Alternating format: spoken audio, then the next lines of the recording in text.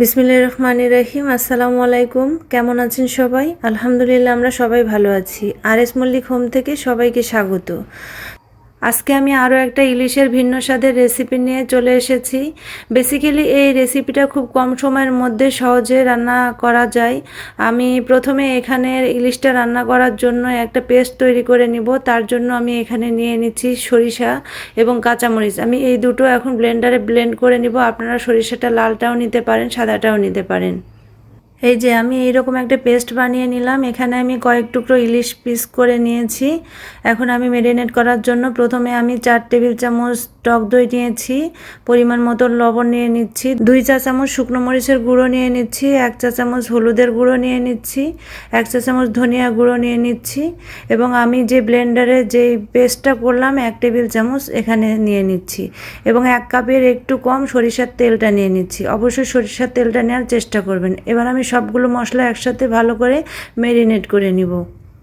এরপর আমি মাছগুলো সব একসাথে মশলার মধ্যে দিয়ে মিশিয়ে নিব। আমি এরপর 10 মিনিটের জন্য ঢাকনা দিয়ে ঢেকে দিচ্ছি। 10 মিনিট পর আমি ফিরে এসেছি। দেখুন, মনে হচ্ছে একদম মাছগুলো রান্না হয়ে গেছে। তারপর আমি চুলাতে চলে যাচ্ছি। আমি ফ্রাই প্যানে তেলটা দিয়ে দিচ্ছি। তেলটা গরম হয়ে গেছে। এর ভিতরে পেঁয়াজ কুচিটা দিয়ে দিচ্ছি। পেঁয়াজটা ব্রাউন কালার হয়ে আসলে আমি এর ভিতরে মশলাটা দিয়ে দিব। 1/2 চা চামচ পেঁয়াজ পেস্ট, রসুন পেস্ট এবং জিরা পেস্ট দিয়ে দিচ্ছি।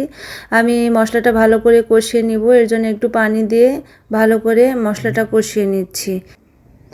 এরপর আমি মাছগুলো দিয়ে দিচ্ছি। আমি আলতোভাবে মাছগুলো একটু উল্টিয়ে পাল্টিয়ে দিব।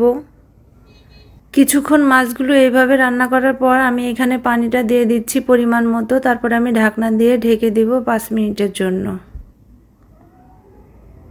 আমি 5 মিনিট পর ফিরে আসছি।